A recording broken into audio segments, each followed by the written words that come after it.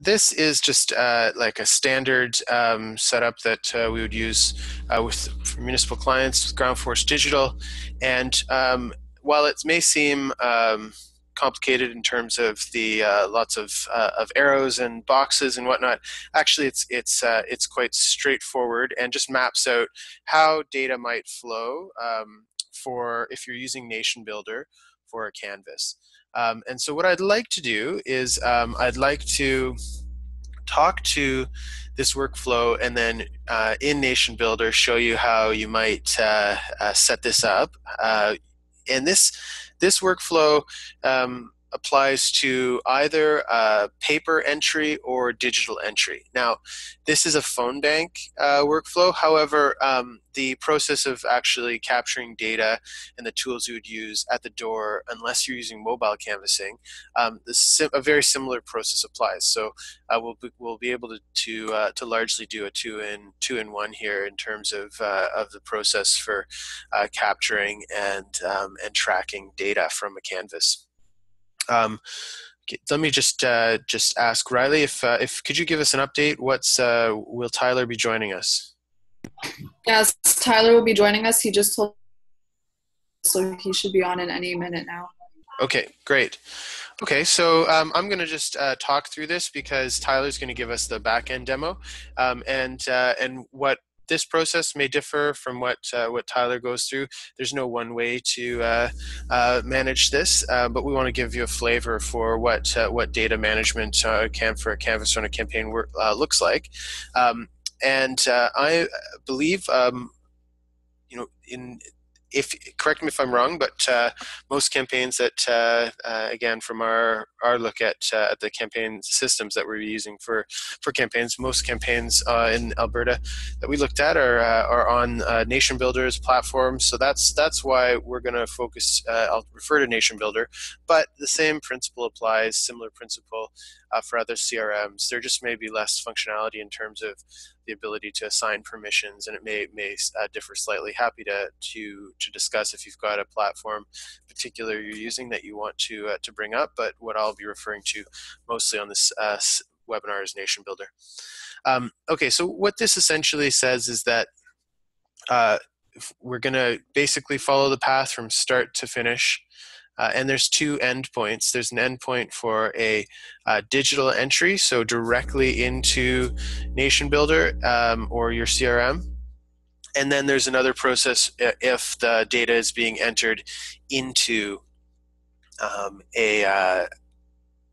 onto paper and then entered into your contact database. Okay, so on arrival, and I will provide a link to this after the webinar as well. We'll send this out. On arrival, if the person's a new volunteer, and again, on arrival doesn't necessarily mean that they're literally in the office. If you don't have your campaign office yet, they may have just signed up as a volunteer, but presumably you're going to have some sort of orientation for new volunteers. And that really is best practice, and especially if the person is going to be doing data entry, it's worth having them sign a standard, simple confidentiality agreement and completing an orientation. If they haven't completed the orientation, these little diamonds just indicate a decision point, and if they haven't, then you want to follow up with them. And if they have completed it, then they could sign a confidentiality agreement, and then you're going to save your copy of that and assign the volunteer permission set in NationBuilder. So in NationBuilder, you've got the ability to assign in the basic version of NationBuilder, there's two permission sets. There's admin, and then there's one additional you can customize, so you could make that the volunteer permission set. 2 webinars ago, we did an introduction to NationBuilder for campaigns. So if you missed that, we'll be sending out the links to a summary of that webinar to go into more detail around things like permissions. But you could assign the volunteer permission set so that in that case, the only contacts that the volunteer sees are the ones that have been assigned to them. That's the way this is set up if you're using NationBuilder. And so if again, this is just around activating the user account in NationBuilder. If you're going to have volunteers log in, they need to be doing that. So I'm going to actually just at this point show you NationBuilder, because I think it's probably a little hard to follow along if you're not looking at an actual live example. So what I'll be doing here is pulling up a live demo Nation. And we'll call it Nation. For those of you that are new to this on the line, in terms of NationBuilder, this is just a contact management system. So you could call it the Nation or CRM or contact database, whatever you feel want to call it. So here we've got, you should be able to see now the quote unquote Nation. And this is a NationBuilder administration panel. And what I'm referring to here under permission sets, so under settings and then permission sets, and I think this will have several permission sets because it's an organization account. However, in the standard or the leader version, which starts at $29 a month, that you get one additional customizable. So there's 2 permission sets, admin and 1 additional. And the key thing here is that, let's say we have an organizer, a volunteer permission set. The key is that you want to have it assigned. Because that means that the only people that they'll see are people that are assigned to them. And I'll show you in just a moment how you're actually going to assign people to a volunteer. But again, the idea here is that the only people that your volunteer needs to see for the phone bank are the ones that they're reaching out to. And again, as you're growing your list and whatnot, with people's personal contact information and whatnot, you do want to be conscious of who has access to what. Okay, so if we go back to the workflow,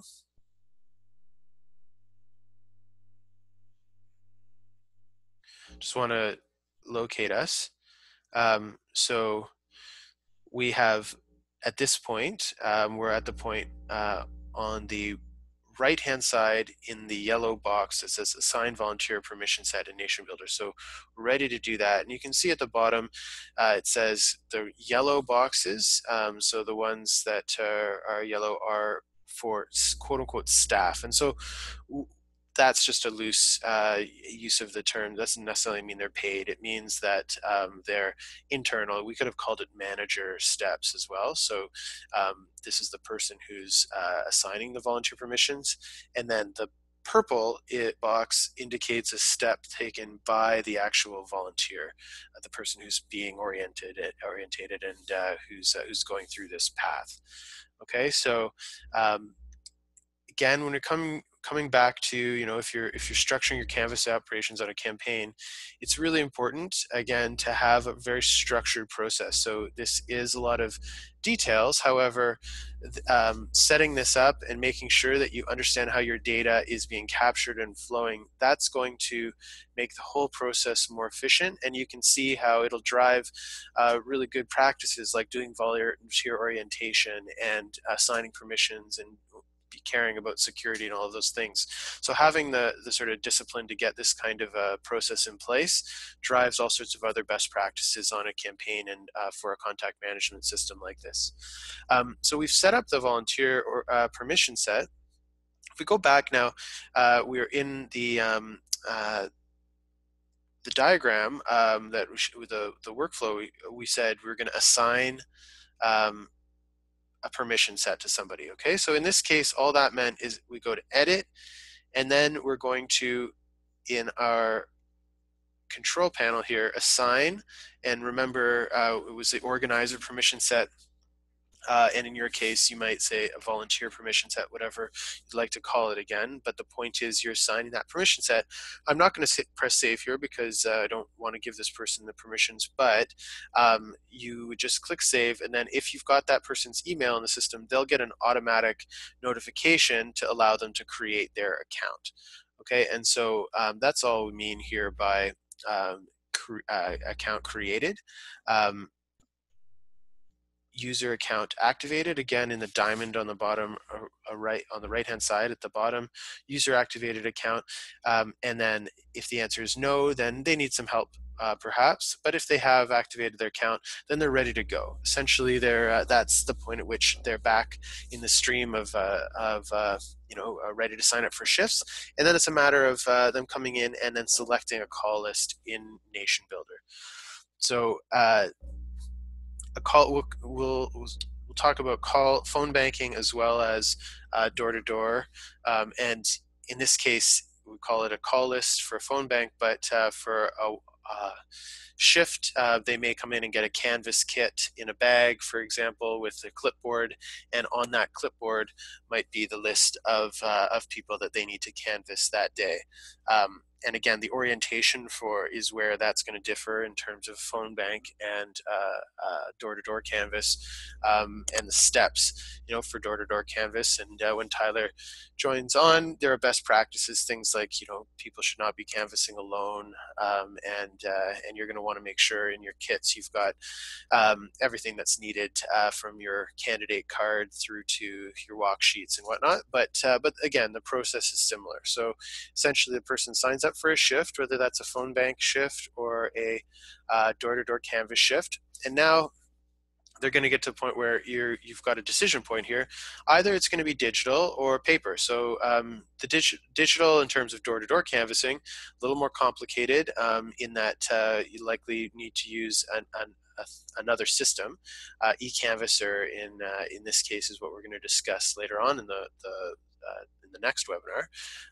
But digital entry for a phone bank would go right into NationBuilder, and then paper, either for phone bank or door-to-door canvas, would be a similar entry process. So we'll go through those, and see how you might manage this in NationBuilder. So we've got, let's assume for now that we're going to do a paper process, because we'll spend the next webinar on the digital entry for phone banking. For door-to-door canvassing. So we'll do paper in this case, and then if we've got time, we'll do digital entry in NationBuilder for phone bank, and then on the e-canvassing webinar, we'll do digital entry for door-to-door canvas. Okay, so here, if we're doing paper entry, first of all, we have to select a call list in NationBuilder. So that's the first step. You have to understand how to create the call lists if you're managing Canvas on a campaign. So what I'm going to do is I'm just going to share, again, the NationBuilder account. And if you're in your NationBuilder account, what you need to do is, it's called lists here. We need to create the list we want to call.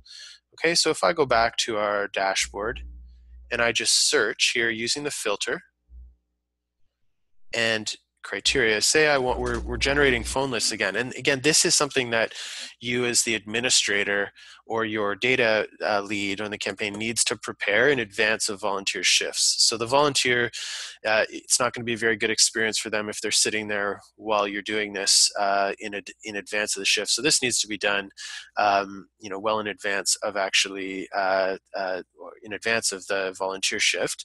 But we can go through how to create a list. So in this case, let's just take an example list, which is, I'm going to just search for people that have a phone number in the system, have any phone number.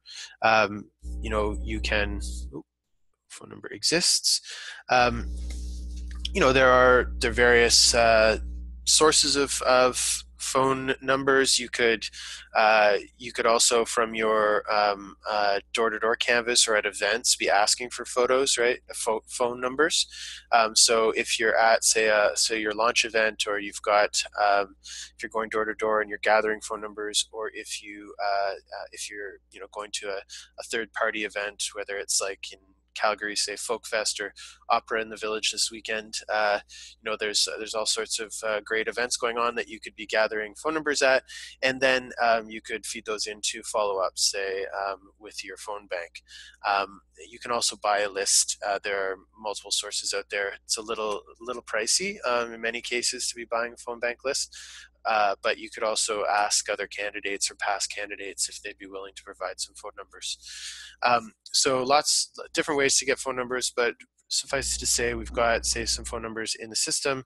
And in this case, you can see this is just a demo nation. There actually aren't that many contacts with phone numbers in the system, but we've got 60 here. And we're going to, under actions, add and route to all to a list. Okay, so in this case, we're going to add all of these contacts to a call list. And I think they're already on there because we've done this demo before. So they're added to a call list. I'm going to go to that call list now. And this is what we're referring to in terms of generating the list. So you've got, say, this batch of 60, but imagine this was 600. And we wanted to divide it into meaningful batches, let's say, of 100 each. And so if it was 600, we'd divide it into 6 parts to get to 100. In this case, we're just going to divide by 10 here, and I'm going to divide this into still 6. Each will have 10. Okay, so I'm say going to have 6 volunteers coming in, or I want to have 6 shifts to cover this in. I'm going to divide this, say, into equal parts and 6 equal parts. Okay, and then that's going to actually now cut that up into 6 parts. You can see on the right hand side here. So now I've got, and if this were 600 instead of 60, I would have 100 on each list. And now I'm ready to go with 6 shifts. Okay, so I've created basically the lists in referring to the diagram that I had previously. And I'm going to go back now to that diagram to show you where we're at.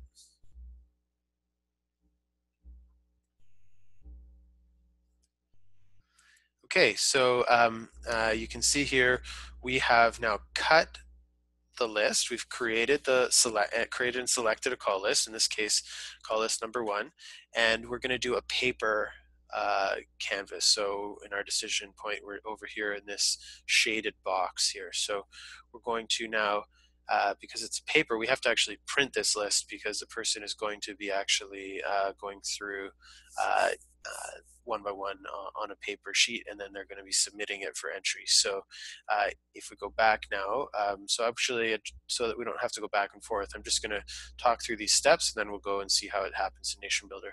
So we're going to print the sheet, record the contacts. So we have to have, have some instructions, and that's part of the orientation with your volunteer. And then basically, there's a question here. Well, actually, it's not a question. Shift complete. The shift will complete at a certain time.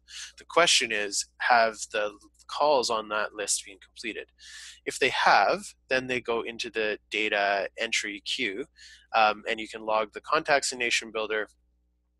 And then delete the list. If they haven't, if the shift is not complete, then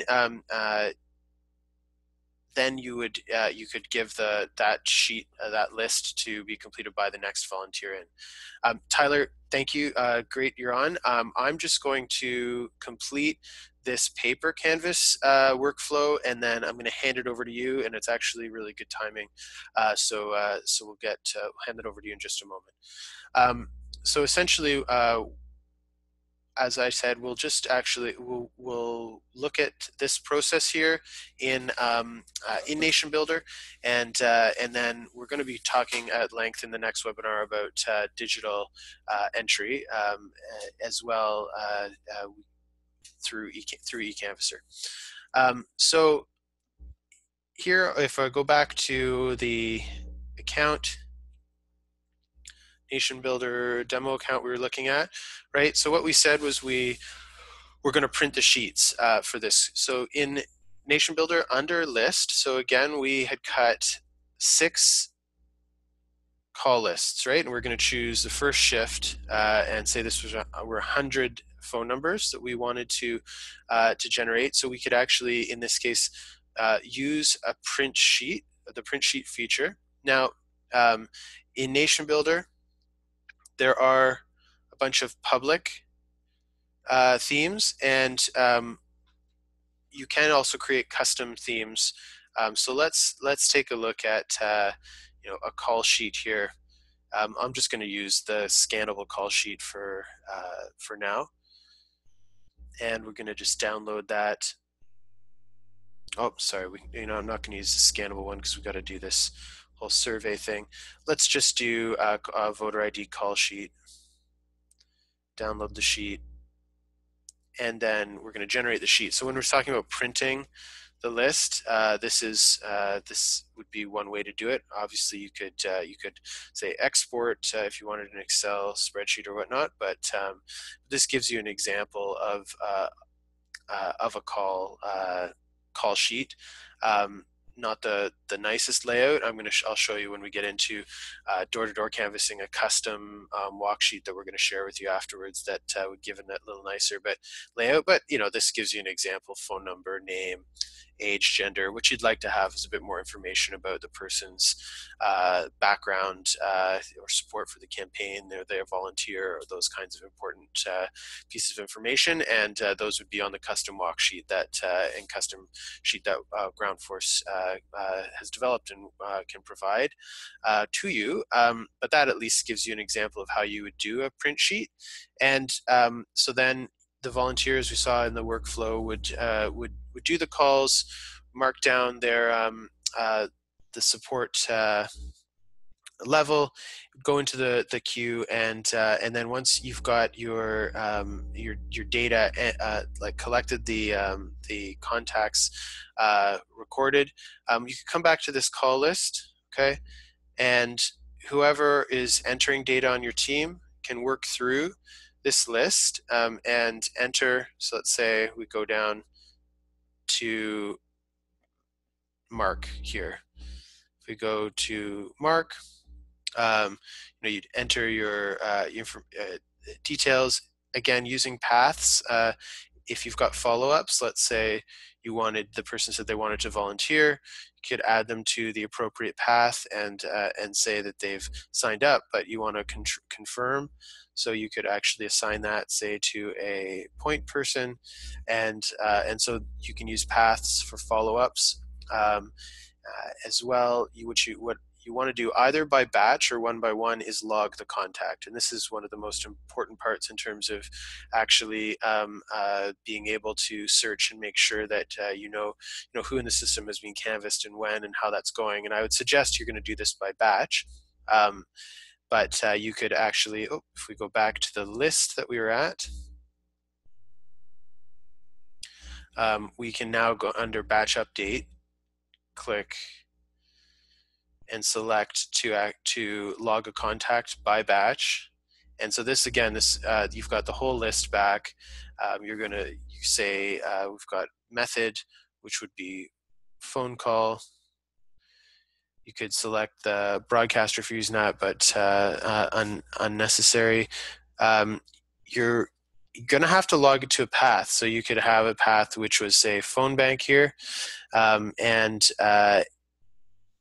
we're going to say that whether they answered or not. Now this is key. So this would be for people that you'd have to do the people who have answered or not answered separately. So for example, you could one by one go through people who answered, like I showed you before, and actually log those contacts individually for people who answered.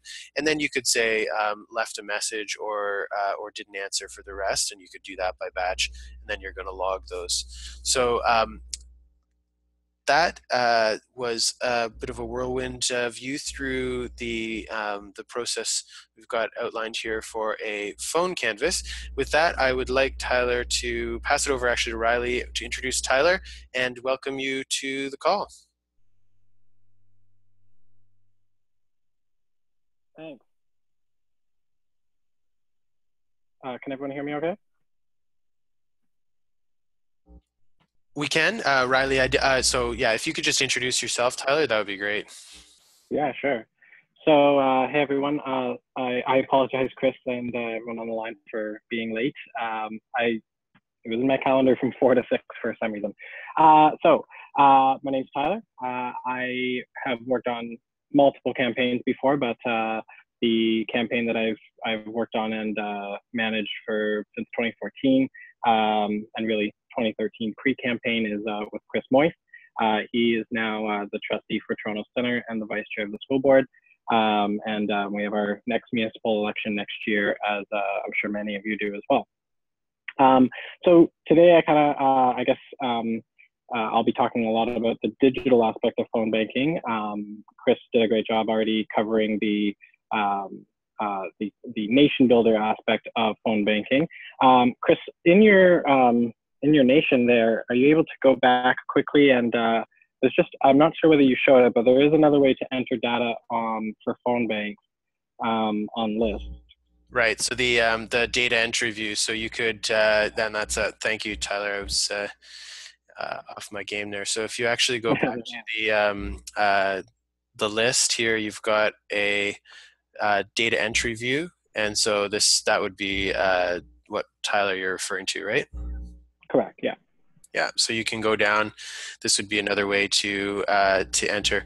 The only drawback of this is you can't edit all the fields. So if often I find that campaigns find it easier to enter it through.